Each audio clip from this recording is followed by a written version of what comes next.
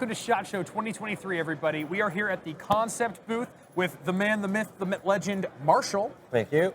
And we got a lot of cool new knives to talk about. Yes, there's a few nice offerings. Some I think are going to go over quite well. All right, well, let's jump right in. Let's start with this guy right here. So this is the Arcus, and this is an O-step Hell design, and he's up out of Canada. Very artistic person. Everything that he does is kind of based on arcs in his theory of design. And you can see that there's a nice sweeping arc along the back spine of the knife and handle. Nice inlaid G10. They'll be offering carbon fiber inlays, titanium handle. You've got a nice fuller in the blade, and there'll be an S35V. I like that. So these O-stop Hell designs, like, I've seen them around a little bit. Yeah. But I never quite realized that arc thing you were talking about. Yes, so that's one of his theories of design. Yeah, I think it works well. I love his designs. Yep. They're slim, but they're utilitarian. Yes, and he kind of has a past history of, growing up in an artistic family. He was fascinated in the Middle Ages. He was an apprentice armorer for a year. Really? So, I mean, there's a lot of different influences that come into his designs. That is fascinating. An apprentice armorer. I got to meet this guy. Yep. All right, I really like that one. What's that one called again? The Arcus. The Arcus. Okay. And then next up, we have this fella right here. So that's the Anomaly. That's a Dirk Pinkerton design. Okay. Most people are familiar with Dirk Pinkerton. He comes from a security background. He kind of does no-nonsense tools where he keeps everything very practical in design, and that makes it so that he has a lot of functionality in what he does. But he's mostly known for neck knives and small fixed blades. So with Kansept, everything he's done for us has been folders, and it's kind of in a new wheelhouse for him. Yeah, I think you're right with that no-nonsense thing, and I really appreciate that in the design cues, because, like, this knife looks good. It's definitely a knife that I'd be happy to carry, but at the same time, it's a knife I'd be happy to perhaps use and slightly abuse, redoing Yeah, you're the not house so or worried something. about, am I going to scratch it, or what happens when I go and do something tough with it. It's a tool, and it resembles a tool more than a piece of pocket jewelry. Yeah, and I really appreciate that. Yes. Well done, Dirk Pinkerton. If you're listening, I appreciate your designs. All right, next up, is this a Shikari? That's the Shikari. So this is a new variation. Everybody loved the Shikari. It was a big knife, and most people thought, oh my gosh, it's so amazing, the smooth action, but it was a little too big. So we've downsized it, made it a flipper, eliminating the thumb studs, and made it a button lock, which makes it all kinds of fidgety fun. Yeah, those button lock flippers. Like, if you've never held a button lock flipper, pick one of these up, and you'll catch the bug real quick. Yes, for sure. Yeah. And just, a nice, fun design. Okay, what's pricing going to be on these? So pricing's still kind of up on the air. These are new for 2023. Some of them aren't out yet. We haven't gotten the current pricing on this one, so All right, well, stay tuned. We'll see that coming out soon. Yeah, we'll have pricing on these as soon as it's available. But in the meantime, enjoy the show. Yes. All right, I really like this one. This might be the concept. I think that's going to be one of their hottest selling knives for 2023. The next up, we have this fella right So here. this is the Quillin. This is another O-step Hell design, and it's named for a mythological Chinese chimera type animal that's hooved. And again, I think that comes from his artistic and creative backgrounds tying into that mythology. I love this like tapered fuller going up the front. Yeah, and these will be, it's a really graceful knife with a very subtle, traditional Tonto design rather than abrupt cut. Yeah. And I think that's a really sleek, easy to carry, nice EDC knife. And they'll be in a S35VN, they'll be, I believe they're doing a 154CM version as well, carbon fiber, steel liners. They'll probably offer it in micartas or G10 over time. Yeah, it's so easy with a carbon fiber just to do a G10 with a carbon fiber peel ply on it. Right. But I really appreciate that. This is a full thickness bar of Yes. carbon fiber there, and you can just see the twill. And I weave all the think way a through. lot of people figured out that companies were doing that, and now you're starting to see more companies facet the carbon fiber, roll over the edges, contouring it to show that it is carbon fiber all the way through. Yeah, and you can feel it in the weight, and Yes. it definitely it's a premium feel. I like this knife a lot. Yes. Oh, stop hell! You're killing it this year. Well done. All right, this one's very little, and it has a bottle opener. Well, they call it a niche, and it's definitely a bottle opener. This is the Wraith, and it's just a little beefy folder from 45 Designs, and quite a thick blade, and it's just a stout little tool. Yeah, that is quite a stout blade. And it's liner lock, so it's easy to clean. Steel liner lock, micarta handles, again with the S35 VN blade. Yeah. Yeah, like this is sort of the pocket beater in my Yes. view. Like you throw this in, like you got to crack open a cold one, or you got to scrape a sticker or something. Yep. This is a great knife for that. I love that micarta too. It's like sort of just 3 distinct surfaces of Right, it. faceting it lets you see, as you cross grind through the material, you get different patterns of the weave on them, and it makes for a nice aesthetic shift.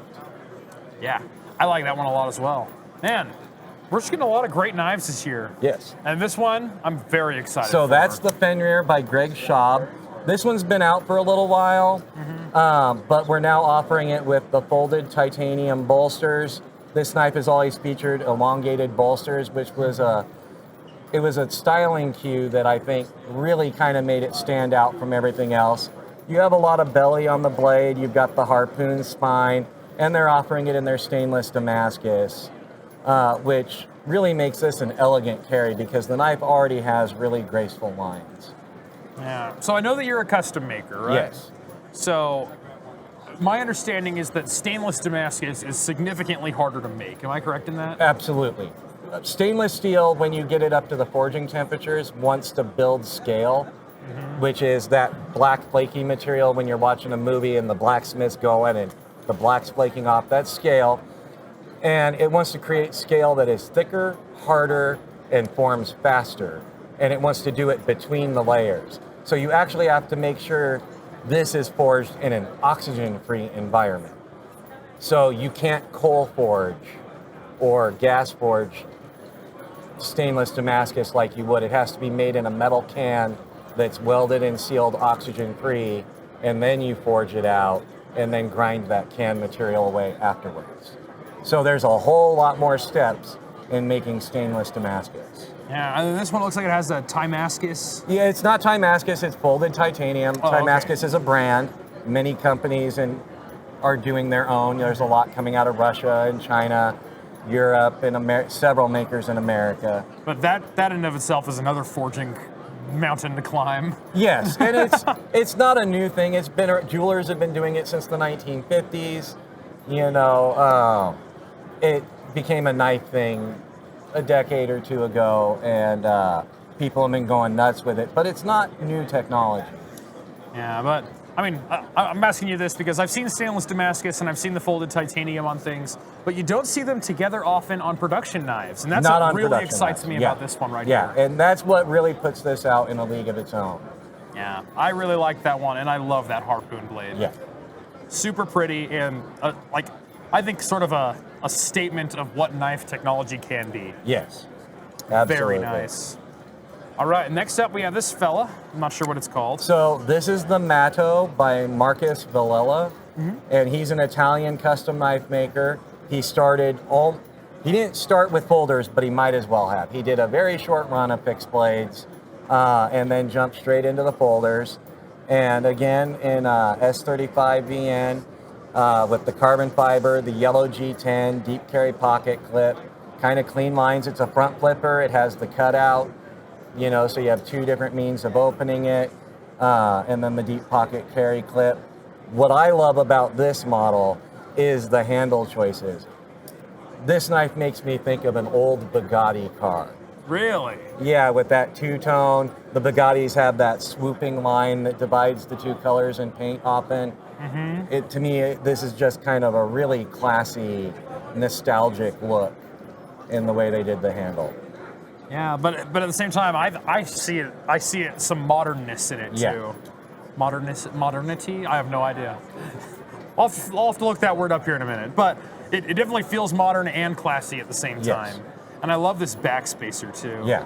Kind of makes it so you're not going to chew your hand up on the open construction. Yeah, and you know, I think more and more companies should be doing more with the solid composite handles because it's softer to the touch, more comfortable a lot of times, and less prone to have, you know, those aggressive hot spots that some designs have, where you grip down and you're really hyper aware that that knife is in your hand because it's poking you in just the right place.